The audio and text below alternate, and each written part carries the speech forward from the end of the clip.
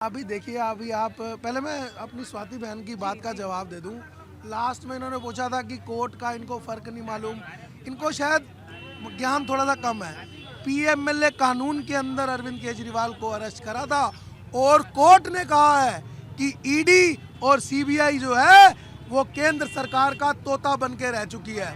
केंद्र बिल्कुल अभी कहा था, अभी भी कहा था, अभी भी कहा था, अभी भी कहा था। और पीएमएलए कानून के अंदर किसी को जमानत नहीं मिलती। आज अरविंद केजरीवाल और हमारे सभी नेता जो है वो जमानत पे बाहर है। दूसरी चीज़ अभी आपने कूड़े की बात करी।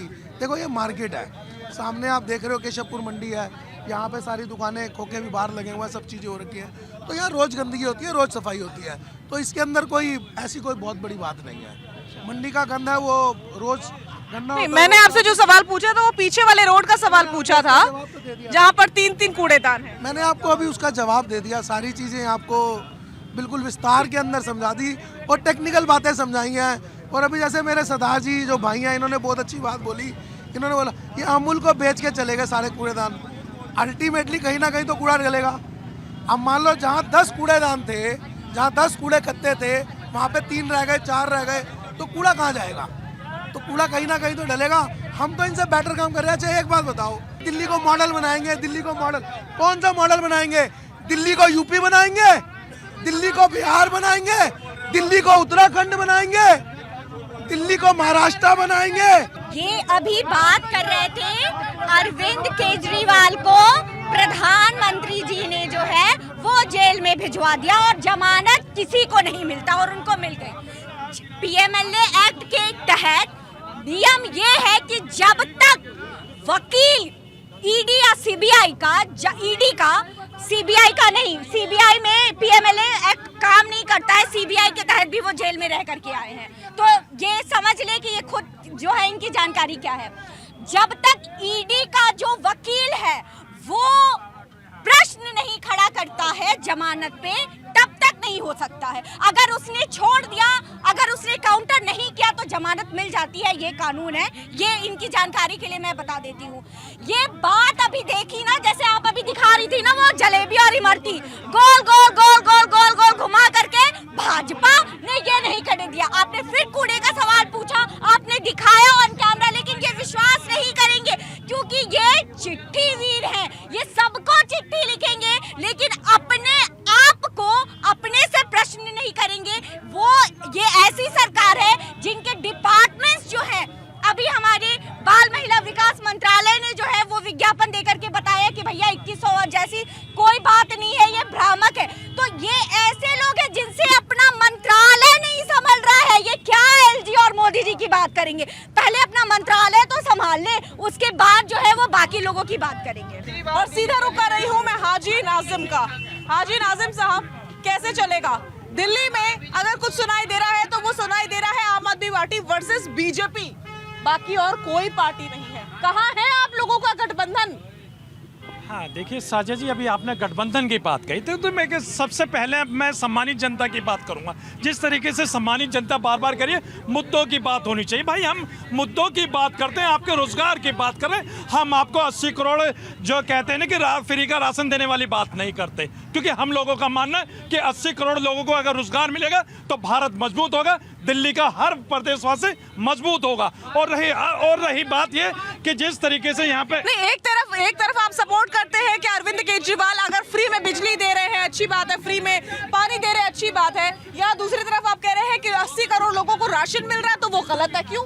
हाँ, सुन लीजिए, देखिए साजिद जी, हम ये कहते हैं किसी को फ्री बीज नहीं होना चाहिए। अभी सुप्रीम कोर्ट की तरफ से भी टिप्पणी आई है कि फ्री बीज नहीं होना चाहिए, लेकिन फ्री बीज के नाम पर जिस तरीके से हमारी सम्मानित जनता को ठगा जा रहा है, उनकी वोटों को लिया जा रहा है, ये वोट उनकी विरासत है, उनका संवैधानिक अधिकार है कि पार्टियों के नुमाइंदों को देकर अच्छी तरीके से दिल्ली में भेजें और उनकी जो बात है वो रखें। लेकिन यहाँ पर सिर्फ और सिर्फ आम आदमी पार्टी ने जिस तरीके से सम्मानित जनता को ठगने की बात करी है, जिस तरीके से अभी कूड़ेदान की बात हुई, तो इन्होंने कहा कि एमसीडी का काम है। भाई, आपका काम नहीं है। अब आरोप प्रत्यारोप मत लगाइए। अब भाजपा वाली बात नहीं चलेगी आप लोगों को।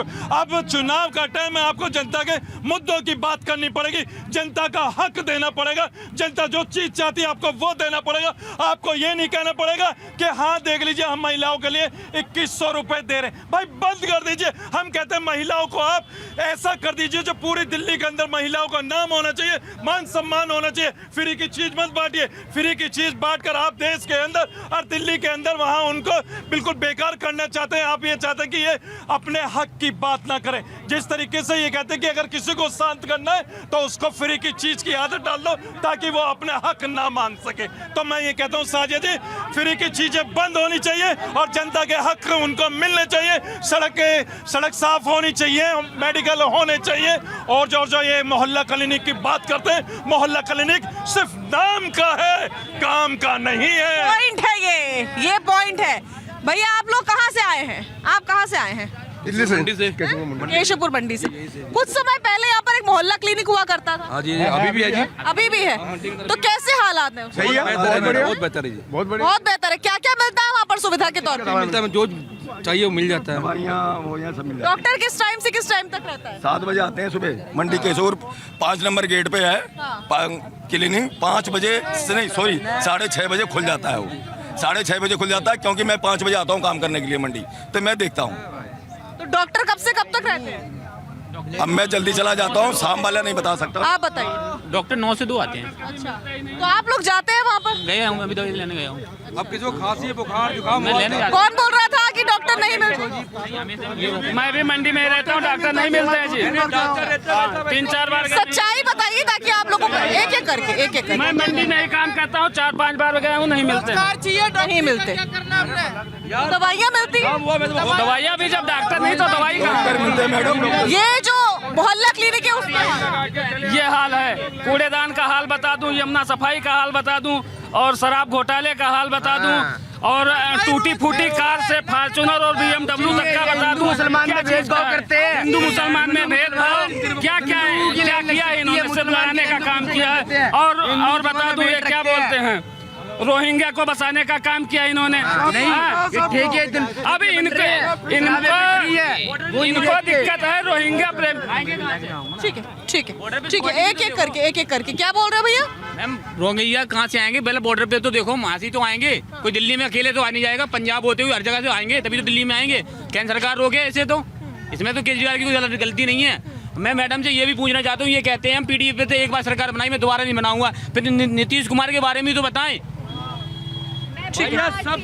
बिहार से हूँ तो इस पे मुझे लगता है कि मुझसे बढ़िया जवाब कोई दे भी नहीं पाएगा। नीतीश कुमार जी पे कौन से भ्रष्टाचार का, कौन से देशद्रोह का आरोप लगा है, मुझे ये बता दे। वो विचारों के या इनका मतभेद होता है, कभी मिलता है कभी बिगड़ता है। तो नीतीश कुमार को बाकी किसी भी अलायंस के साथ मिला करके नहीं देखा जा सकता है। और ये अभी कह रहे थे रोहिंग्या आए, बॉर्डर का काम है। बिल्कुल बॉर्डर पे सुरक्षा होनी चाहिए। फिर उन्होंने एक नाम लिया पंजाब का।